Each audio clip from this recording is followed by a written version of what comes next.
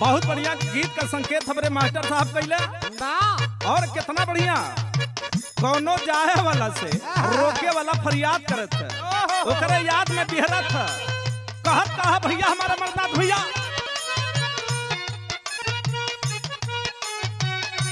यही कह रहा है क्या कहता भैया हमारा जाने वाले दिल को यूं तड़पाने वाले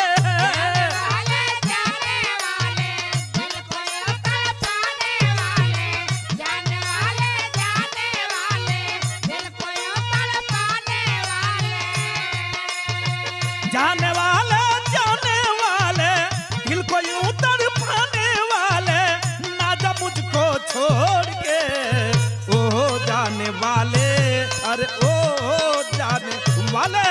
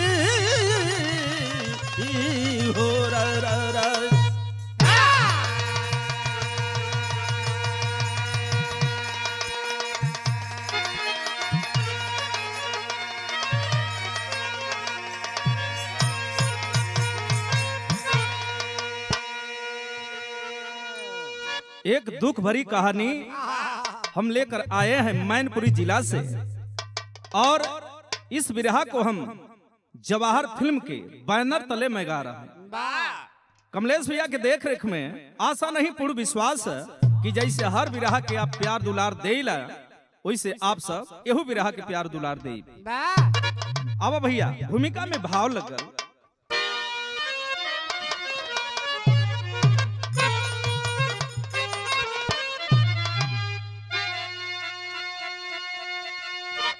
भाई की आह सुनकर मेरे दोस्तों दुख दर्द में हाथ बटाता है भाई भाई भाई को ललकारता जबकि दुश्मन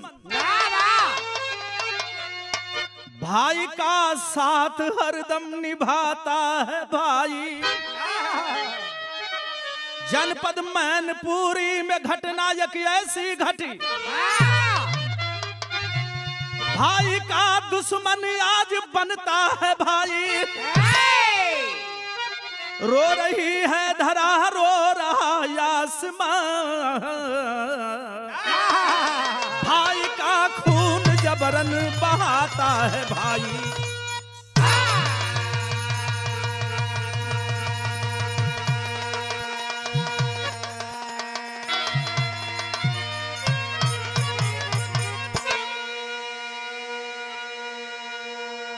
भैया बाबू हम सब परिवार वाले हैं सबके पास परिवार है और अपने परिवार को लेकर चाहे अमीरी में चाहे गरीबी में लोग जीवन यापन करते हैं और मैनपुरी जिला में थाना किसनी के अंतर्गत एक गांव है गोकुलपुर।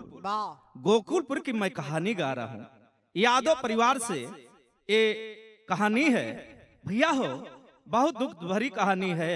आवा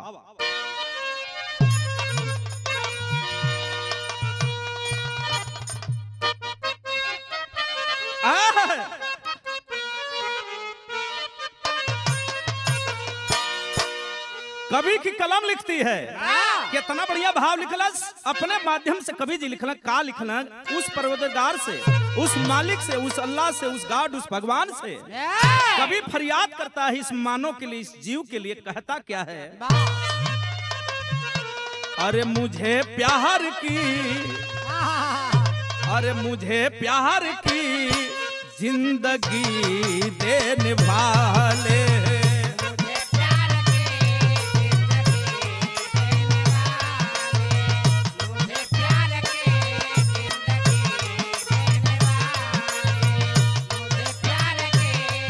भैया हवा कभी गम न देना, कभी गम न देना, खुशी देने वाले, मुझे प्यार की जिंदगी देने वाले हैं। भैया हवा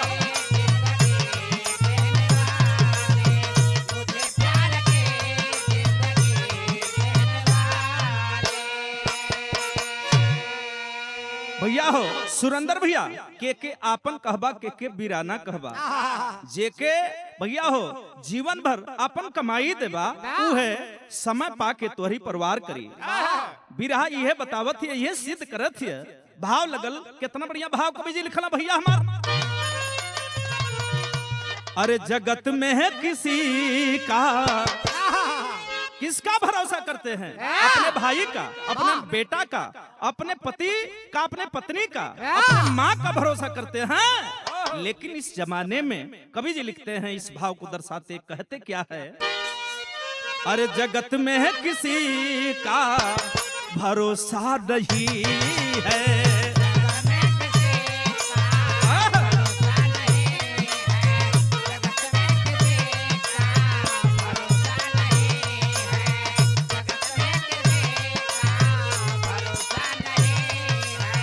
जगत में किसी का भरोसा नहीं है, जगत में किसी का भरोसा नहीं है, जहाँ पर भरोसा धोखा वही है।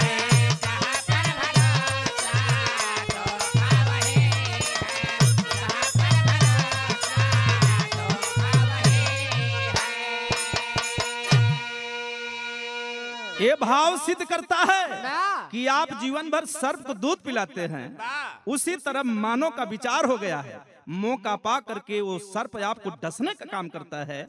उसी तरह से मानव रिश्ता नाता सब कुछ अपना भूल करके सिर्फ स्वार्थ में जी रहा है। भैया हो कहानी में शुरुआत करगल, कहानी हो कहाँ कयावा।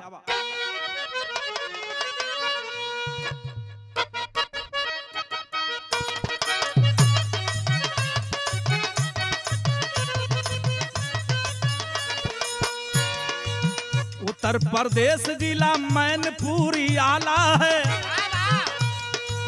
उत्तर प्रदेश जिला मैनपुरी आला है, वहीं पे रहते सुबत यादव जी निराला है।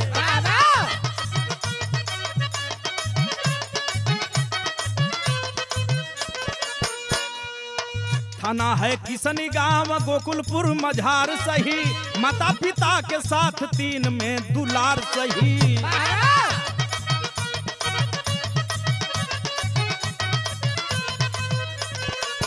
बड़ा बेटा का साथी फर्ज को निभाए है,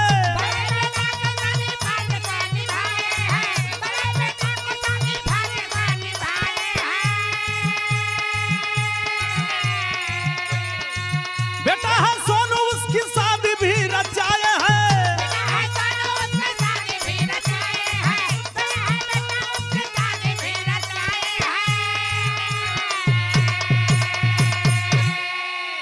भैया हो बात को समझ ले। मैनपुरी जिला में थाना किसनी पड़ता है और थाना किसनी के अंतर्गत एक गांव गोकुलपुर।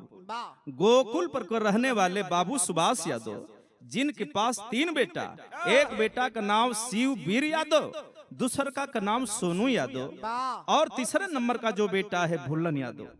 परिवार खुशमय बीत रहा है, हंसी खुशी परिवार में खुशी का लहर दौड़त है। बड़का बेटवा सयार भईने शादी कर देहल, बढ़िया प्राइवेट कंपनी में कमात खात में, हिल मिल के लोग रहत में समय कटत था। और ये देखें दूसरका नंबर का जो बेटा सोनू है अब ये भी जवान हो गया, दुआरे तिलकहरू आवे लगना। बाबूजी समय न ज्यादा लगा करके समय के अनुसार देखें शादी तय कर दिए और शादी तय कैलन कहिया 22/6/2023 को बारात लेकर के जब पहुंचे हैं इटावा में और देखें गाजा बाजा के साथ लोग जब पहुंचल तो तर्ज लगल। कौन तर्ज भैया हमारा बा?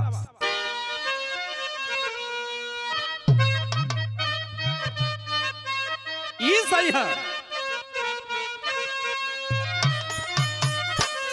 कोनो मेहरारू अपने गांव के लोहार का वर्णन करत थी। का वर्णन करती है अमरनाथ भैया? अरे मोरे पिछुआरवा लोहर भैया मीता लोहे की रूमर झुमरिया।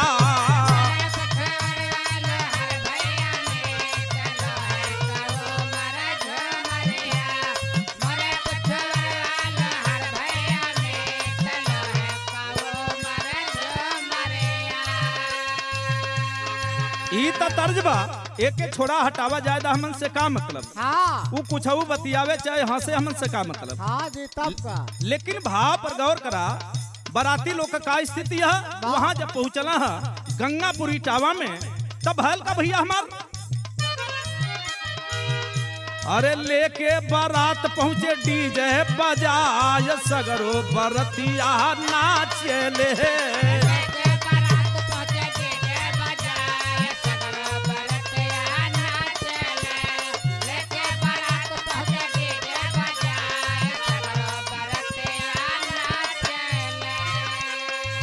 अरे हल्ला भल की बारात आ गई, बारात आ गई। आ तौले गौवा का कुछ नौका लइका हुआ।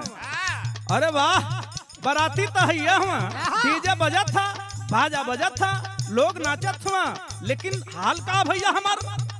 अरे नाचे बाराती हो नाचे घराती।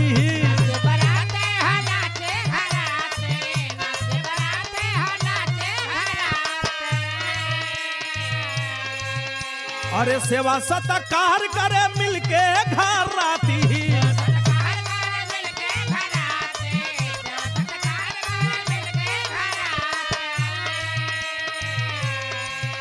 अरे भइल पर छमन देखा बैठल बिया सगरो बरतिया नाचेल।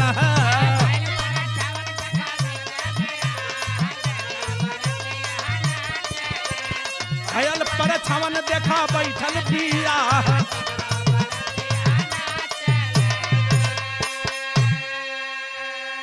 नाचत गावत बारात दुआरे पहुंचल। एकरे बाद पर परछावन भल। परछावना के बाद हो भैया लोग पानी कानू पियल और धीरे धीरे समय हो गई शादी वाला। शादी का मुहूर्त है। हाई देखा मड़वा में जे समय बाबू सुभाष यादव अपने बेटवा के लेके पहुंचला, सखी सलेहर गीत गावत थे और देखा शादी संपन्न हो गई, शादी भी हो गई और धीरे धीरे देखा सुबह हो गया। जब सुबह हो गया बाबूजी अपनी बिटिया को डोली में बिठा रहे हैं, समझावत हो ये बेटा सोनी अरे अबले तो एक ठे घर रहा, अब तो हर दू ठे घर है, नैहर सासुर दोनों घर है बेटा, हमार बदनामी न होके पावे बेटा। जैसे ही एजा रहला वैसे ही सम्मान से वहाँ रहिया, सास ससुर का सेवा करिया, जिम्मेवारी के साथ परिवार में रिश्ता नाता बना कीजिए बेटा। बिटिया रानी सोनी डोली में बैठती है और चल देती है और चल करके कहाँ जाती है बाबू? हाई देखा तर्ज लगल, कवन तर्ज भैया हमार?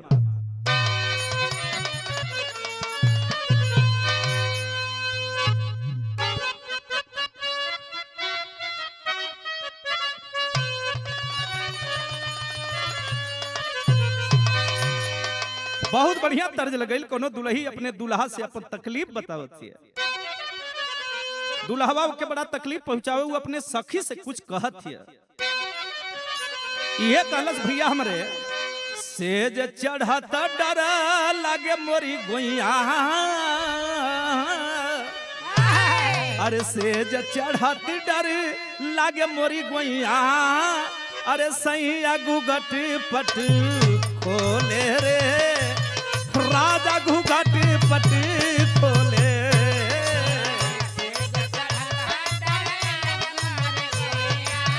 सैया घुघट पट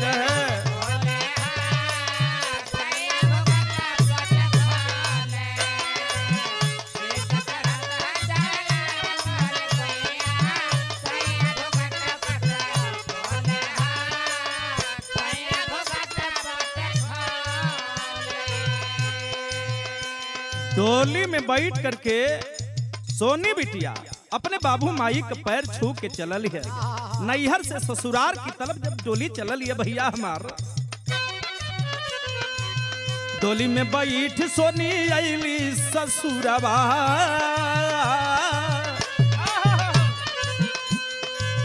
डोली में बैठ सोनी अली ससुरवा, मन में सपनावा भारी बा, मन में सपनावा भारी हो।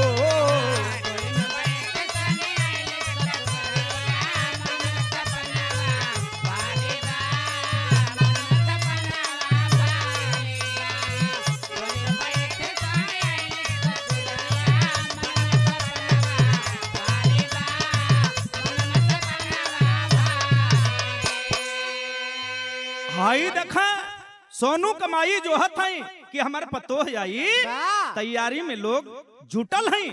तबले हाई देखा दुल्ही दुआरे आ गई। जब दुल्ही के देखली अपने पतोह के देखली हैं, सासू माता दौड़ल गईली, अरे हम अपने बहनी के हम उतारब, अपनी पतोहू के हम उतारब। दौड़ल गईली पजरवा, गेट खुलल गाड़ी के बाबू। हाई देखा आखिरकार जे समय चेहरा देखली अपनी पतोहू के सासू माता तक कैली का, तेली मुख दिखाई सासू अंगूठी सी कड़िया,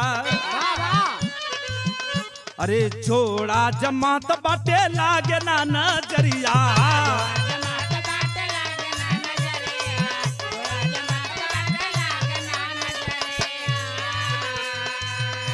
अरे कहे भाऊ जाई तनी धारा सबुरवा, मनवा में भारिया सरवा हो, मनवा में भारिया सरवा।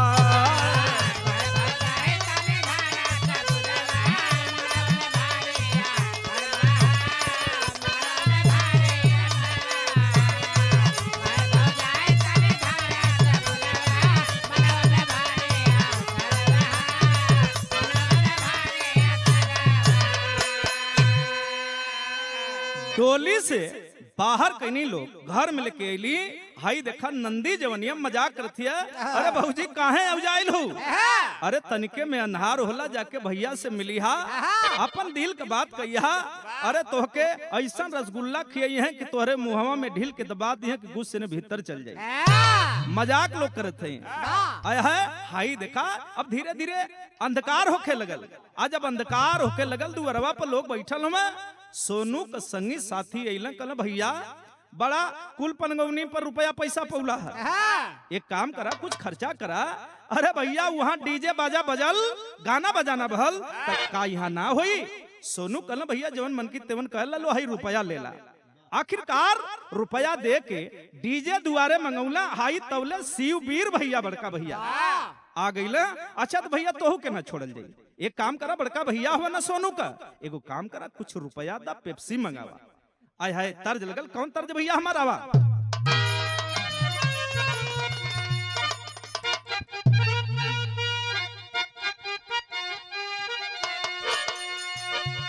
कौनो लड़का एकदम लड़की पर गरम है, सुरेंद्र भैया नियर है, समझदार है, लड़किया छोटेलाल भैया नियर तनी कमजोरा है। हाँ लड़कवा चापत है, लड़किया बटूरत थी। संकेत लगल कितना बढ़िया भाव है। अरे या चरा कलाज गोरी कचरा बनवलू, अचरा कलाज गोरी, अरे या चरा कलाज गोरी कचरा बनवलू, ओढ़ली लीना भाई बजरिया में, अरे ओढ़ली लीना भाई बजरिया में, गोरी धसल बाड़ू, गोरी धसल बाड़ू, गोरी धसल बाड़ू हमारी नजरिया में, गोरी धसल बाड़ू।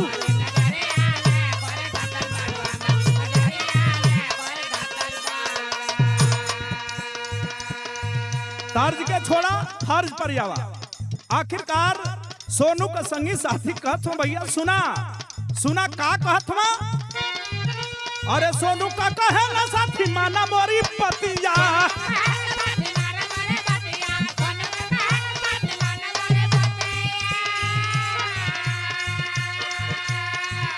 अरे डीजे के मंगावा नाच गाना होई सथिया,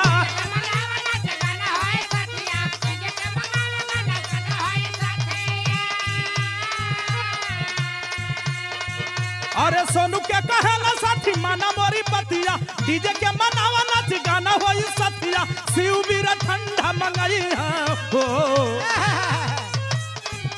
अरे शिव बीर ठंडा मंगाई हो यही बतिया पर हो यही बतिया पर यही बतिया पर सबके पियाई हो यही बतिया पर सबके पियाई है।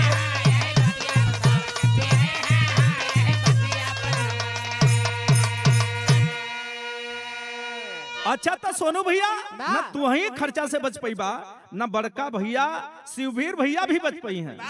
शिववीर भैया भी कहला कि ठीक है ठंडा मंगा देते और दूसर केहू काहे बदे जाई हम ही जाते लिया आखिरकार इसको तो मौका का तलाश था। क्या मौका का तलाश था? आते समय देखा गाड़ी में बारात वाले परिवार के लोग इसको धक्का मारकर गाड़ी से उतार दिए थे। इसी बात का इसे तकलीफ था। आखिर देखा ये थोड़ा मोड़ा नोक झोंक तो परिवार में चलता है, लेकिन जो शिववीर भाई था भैया हो बाबू अपने दिमाग में इस बात को रखा था। इसके दिल में बात खल रही है, मौका तलाश रहा है। आखिरकार वो कमीना करता क्या भैया हमार? अरे मौका का तलाश शिववीर गया पाई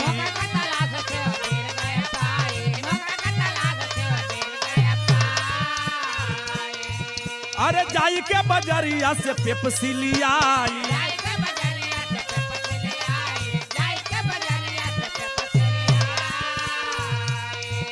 अरे नाचली कमर तोर तोरी अवर रतिया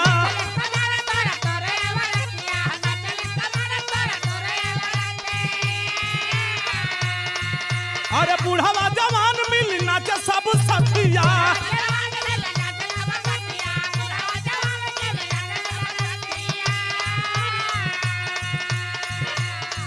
अरे नाचल कमर तोर तोरी अबर रतिया बूढ़ावा जवान मिल नाचे सब सतिया एक साथ जसन मनई है हो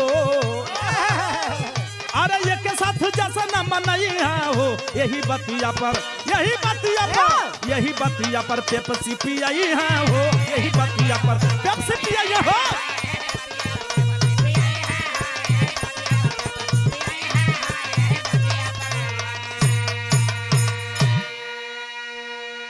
पेप्सी लाता है और लाने के बाद भैया हो बाबू सब नाच गाना में मशगूल बा।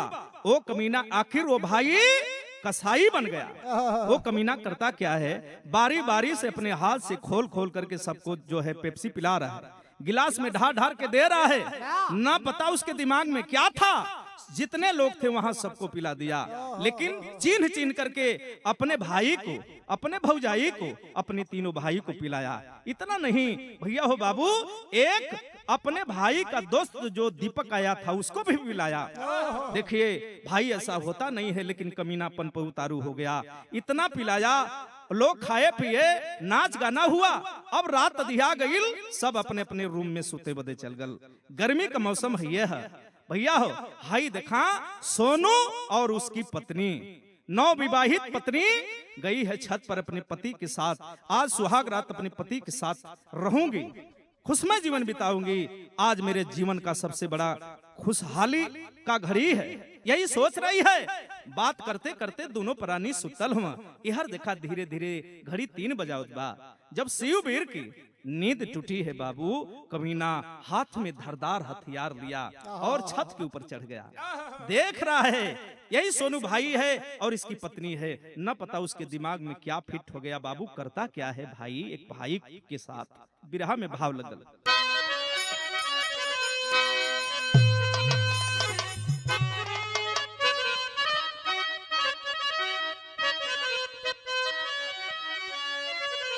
अरे भाई का दुश्मन भाई बन गया, अरे मोरा राम होरा राम। अरे भाई का दुश्मन भाई बन गया, अरे ममता रो पड़ी बन गया लाल कसाई। भैया हो आखिरकार एक भाई के साथ करता क्या है। तर्ज लगल कौन तर्ज? हम माई गंगा से केहू फरियाद करता कहत कहा तर्ज बाबू है भैया हमारा।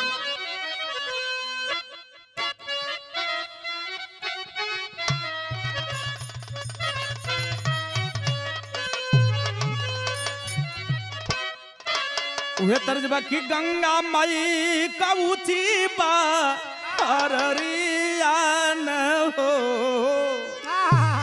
अरे गंगा माई का ऊंची बा अररिया न हो, ता पर बैठे भगवान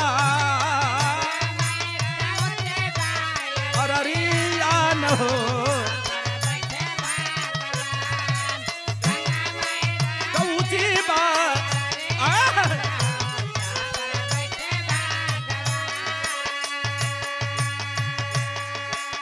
भैया हो अमरनाथ भैया, भाई के हाथ में बाका है, एक भाई निद्रा में है और 9 विवाहित भाई है, अपने पत्नी के साथ सोया है।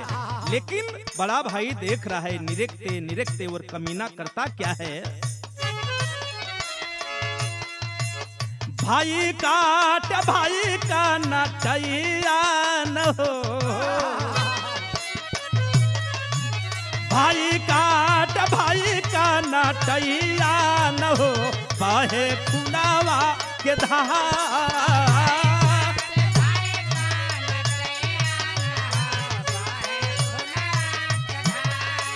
भाई काट भाई का,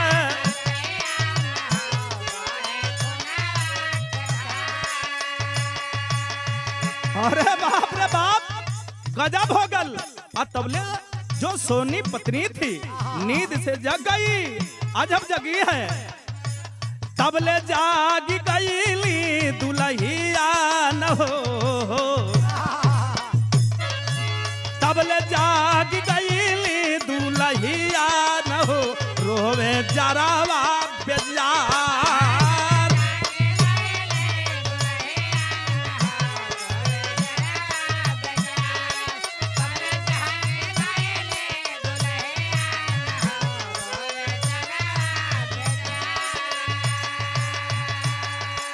अब वही सोनी का नयन खुलता है, नजर खुलता है, आंख से आंसू की धारा चल पड़ी हो। बाबू रो रही है, भैया भैया ये का करत हो, भैया ये का कैला, भैया ये का कैला।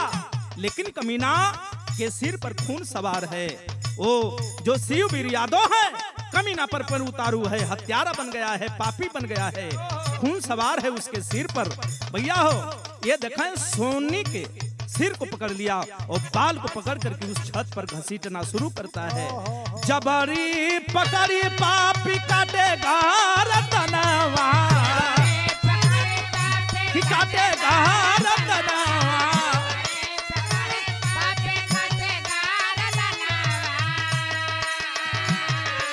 खुनावा में लोटे लागल सोनी का बदनवा,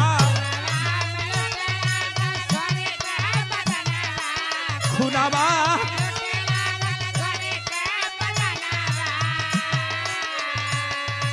पापी बन गईला कसैया न हो, आगे चला गरमा,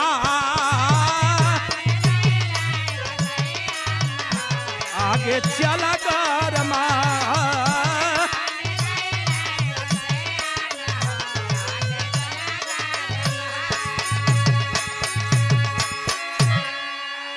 अपने छोटे भाई सोनू के गर्दन को काट देता है।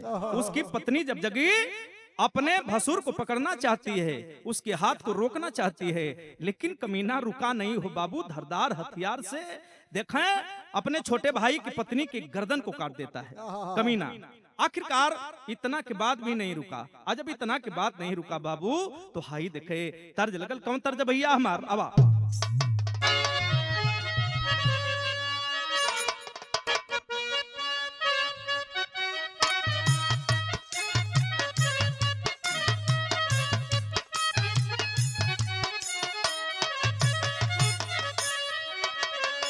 सनंगा गीत लगल भैया हमार। कहली कि ये हो बंदर कूद जा जमुनवा में, कूद जा जमुनवा में, मनला ना कहना है।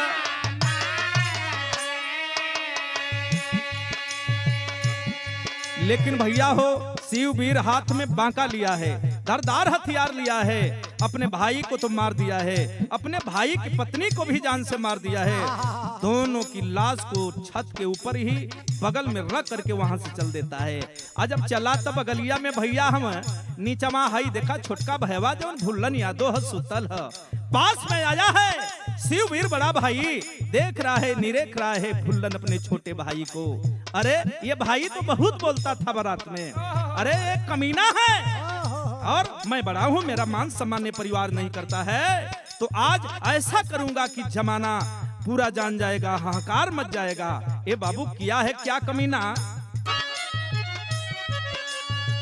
एक खूना कैले पापी दूजा खूना कैले हो, दूजा खूना कैले हो, सिरवा पा खूना वास वार।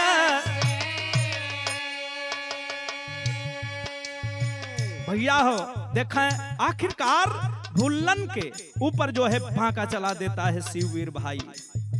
सोनू के कटला देखा भूलन के कटल हो, भूलन के कटल हो, विधना बाजारवा गिराय।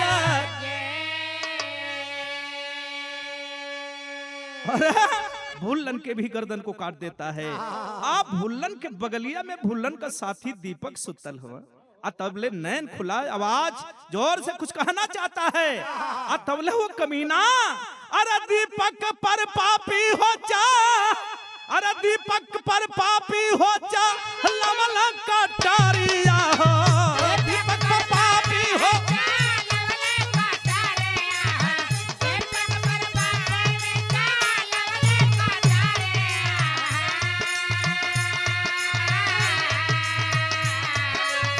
छनवे में कटला बाबू दीपक के मऊरिया हो, दीपक का मऊरिया हो।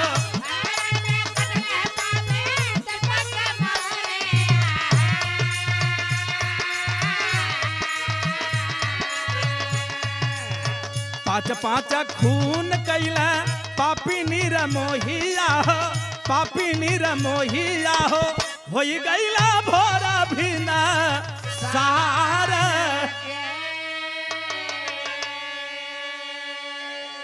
तीन बजे से जैसे कोई कार्य में कोई लगता है, उसी तरह से भैया हत्या करने में जुट गया कमीना। अरे पांच हत्या नहीं बल्कि 6 हत्या किया है कमीना। अब तो भिनसार हो गया है।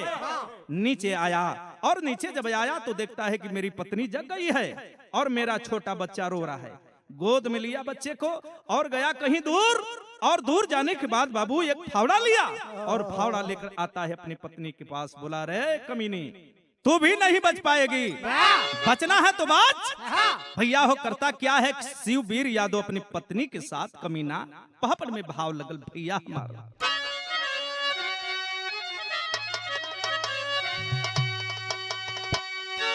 और अब वार करेला, हर वार करेला फावड़ा से मुदई आ भोरा हरिया में, ये हर सब ही सूतल लोग लुगैया भोरा हरिया में।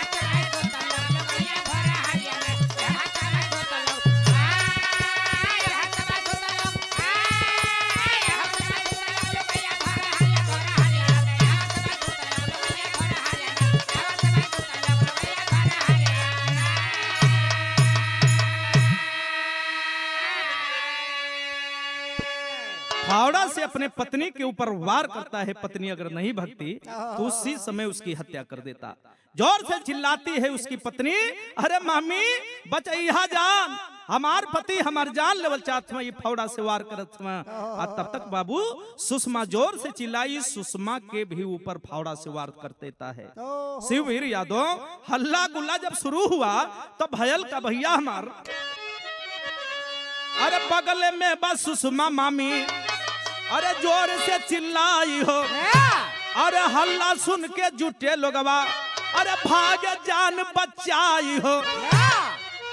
जब जाना कि अब तो धीरे धीरे गांव के लोग आ रहे हैं, अब तो नहीं बचूंगा, और ये बाबू वहां से भाग चला। और जब भागा है तो गांव के लोग खेद लिए, कहां भागेगा साला कमीना। अरे पीछे पीछे लोग आगे आगे वो, लेकिन वो कमीना आगे दौड़ रहा है और पिस्टल निकाला। और जब पिस्टल निकाला लोग देख रहे हैं, कनपट्टी सटाया और करता क्या है ये बाबू भयल का अरे अपने गोली मार लिया कसैया भोरा हरिया में, अरे तुरते थाना जूटाते समैया भोरा हरिया में।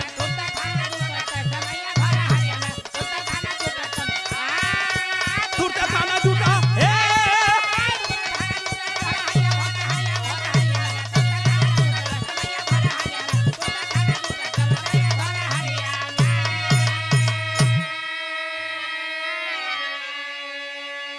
जब तक भीड़ शिववीर यादव के यहाँ पहुंचती तब तक शिववीर दम तोड़ चुका सा। कोई शासन प्रशासन को खबर देता है, भैया बाबू तुरंत प्रशासन शासन के लोग आए। एक लाश नहीं 6 लाश परिवार में बाबू, दुनिया उजड़ गई। बाबू का बुढ़ाई का शरीर है सुभाष यादव कलपथ में, बाहरे हमार समय बाहरे हमार जीवन, सब कुछ हमार नाश हो गल है। थाना प्रभारी साहब, सीओ साहब, यहाँ तक कि एसपी से लेकर के तमाम शासन प्रशासन के लोग जुटे। सवाल किया जा रहा है आखिर बात क्या थी कि इतना बड़ा घटना को अंजाम दिया शिववीर यादव। आल्हा में भाव लगल भैया हमार।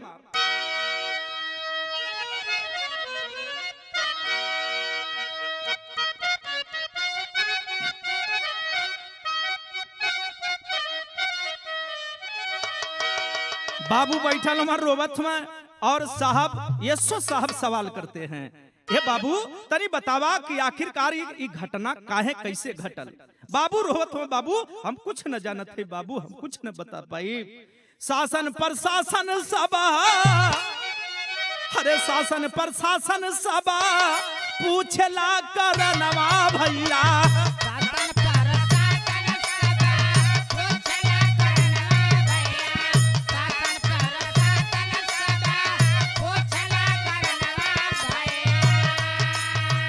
साफ साफ भेदवा कोई देव हो बताया, साफ साफ भेदवा कोई देव हो बताया, साफ साफ भेदवा कोई देव हो बताया।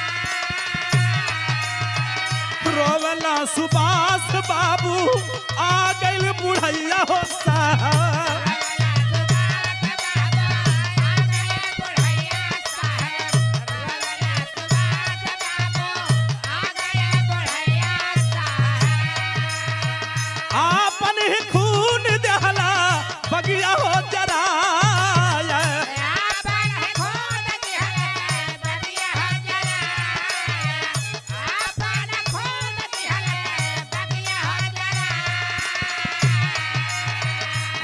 हाय करे ताबा लोग वालू गैया ददबू,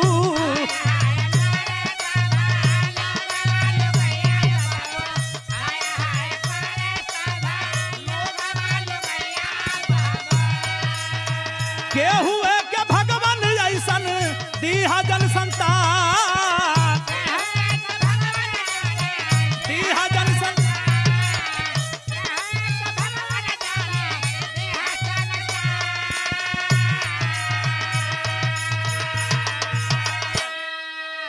भैया हो बाबू सुभाष यादव रोवत में, ये साहब देख ला यहाँ खोल के, एगो ना बल्कि 6 ए परिवार से लाश के रूप में हमारे परिवार सब कुछ उजड़ गल बाबू, बगिया उजड़ गई। ये साहब दुनिया में जबले जेके जिए के बाद तबले ही जी, ला करे चतुराई बितकल लिखल मेट न जाइए। लेकिन का करी ये साहब हमारे बुढ़ाई का शरीर है, अब तक गवाही ना देता साहब, का हाई बंदूकिया हाई गोलिया से हमके मार देता। लेकिन साहब कहते हैं, बड़े साहब, सीओ साहब, एसपी साहब, तमाम दल बल के लोग जुटे हैं, नहीं बाबूजी हम लोग कानून को हाथ में नहीं लेंगे। ऐसा ही आप क्यों कहते हैं? लेकिन बाबू रोवत में कहत कहवत सदर में भाव लगल भैया हमार। अरे छावा छावा लसिया गजब होई गइल है,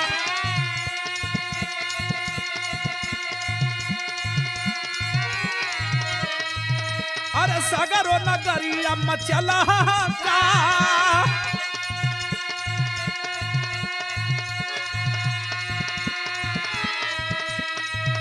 अरे दोषी ना भेटा लगते हुई आवे न सबना,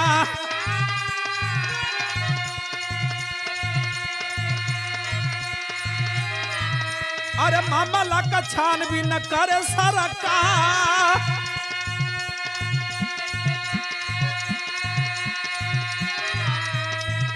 अरे मैंने पूरा जिलावा में मचल करा।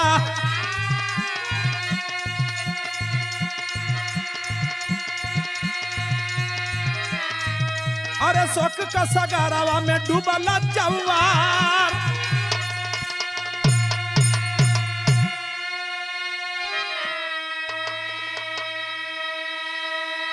भैया हो अपने हाथ से अपने बेटवन के भैया हो कफन देत में और लाश सजावल जाती है। एगो ना टिकठी हो भैया, अब 6-6 टिकठी बनावल जाती है। एगो ना लोहा, कई ठे लोग आल हो दुआरे। और ए बाबू जल्दी करा, लसिया के लेके चले के होई। भैया हो शासन प्रशासन के लोग यहर पोस्टमार्टम बदे लाश के भेज देहले और देखे तैयारी करके। और जब पोस्टमार्टम हो गया लाश को ये देखें बाबू सुभाष यादव को दिया गया। और बाबू अपने परिजन के साथ 6 लाश लेके माई गंगा के किनारे पहुंचल हुआ और लाश सजावल गई है। ए बाबू चीता सजावल गाल है, बुढ़ाई का शरीर है देख के कापत में। अब तो जनाथ की जिंदगी चल जाई है बाबू, तो हई के अगिया लगावे के है। बेटवा तोहार शिव वीर बुलावत हुआ, बेटा सोनू बुलावत हुआ, बेटा भुल्लन बुलावत हुआ। हमके जल्दी जरा दा बाबू, हमके जल्दी जरा दा। जैसे अपने गोदी में खिलौला पैदा खिला बाबू, खून पसीना से हमके सिंचला बाबू। का हम तो तोहके कंधा देव ना पौली, लेकिन बाबू हमारे अर्थी पर आप कंधा देला, हम भाग्यवान नहीं। 6 लाश के पजरे और देखें चीता के पास जाकर के बुढ़ाई का शरीर है बाबू सुभाष यादव रोवत कहत का हम खड़ी लाइन में भाव लगल।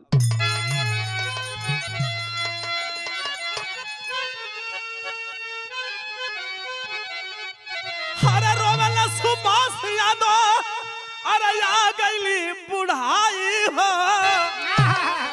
अरे कैसे कचितवा में यज्ञा लगाई हो, कैसे कचितवा में।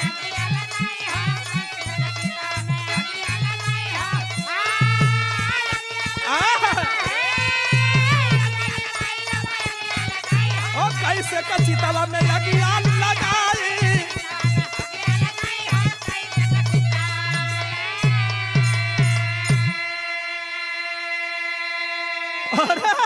भैया ये कहा कैला लो भैया, ये कहा कैला हमके छोड़ के चल गेला। अरे हम तो विश्वास रख ले रही, आशा रख ले रही कि बुढ़ाई में जब हमार शरीर मृतक हो जाई, जब हमार सांस टूट जाई बेटा, बहुत बढ़िया हम विश्वास आशा रख ले रही। लेकिन हमारे आशा के तोड़ देहला बेटा लो, तोड़ देहला।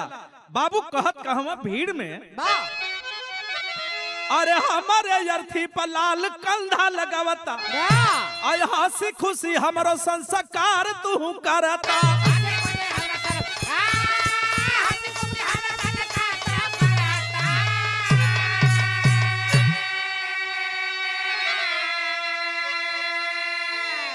अरे कैसे कलाल, अरे कैसे कहीरवा हम, अरे तोह के भुलाई हो। आ कैसे फेंकी लाल देखाया गईली बुढ़ाई हो, कैसे फेंकी लाल।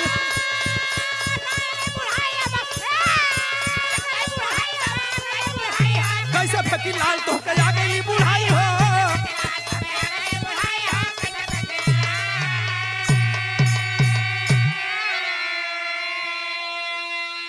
मैं जमाने के लोगों से सवाल करता हूँ, किसको अपना कहेंगे, किसको पराया कहेंगे।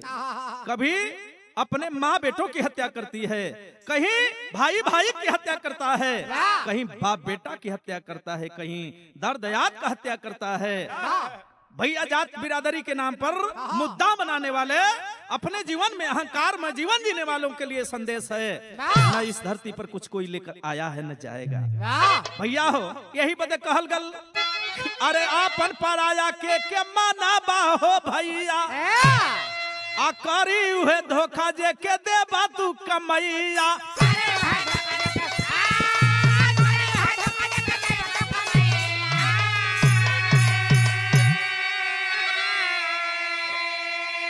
तनी सरक जा मालिक। अरे जरा 5 लाश, अरे जरा 5 लाश, अरे गंगा तीरे पर सजाई हो, अरे कैसे का लाल हम तोह के जराई हो, कैसे का लाल हम,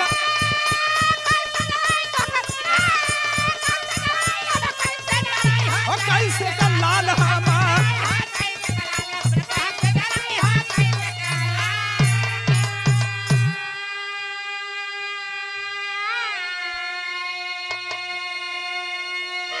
जमाने के लोगों से संजय सोम का कहना है कि अपने जीवन में कम खाइए कम नहाइए, लेकिन अहंकारी मत बनिए, किसी को देखकर जलिए मत। 2 दिन का जीवन है, मिल मिलाकर जीने का काम करिए। जात का न मुद्दा बनाइए, न धन का अहंकार करिए। सोचिए जरा, जीवन में सबको जाना है, अगर जीवन मिला है तो मृत भी मिलेगा। अगर जीवन सत्य है तो मृत भी सत्य है। ये हमें से हमारे बिरहा पूरा भइल भैया। हमार गुरु बिहारी गुरु गणेश गुरु राम लाल जी पावन कथन करे, विजय फौजी लागेगी सुहामन। अरे भाई का दुश्मन भाई बन गया, अरे बचवा संजय सोम के का के हुआ जब माई, भाई का दुश्मन भाई बन गया, क्या का के हुआ जब।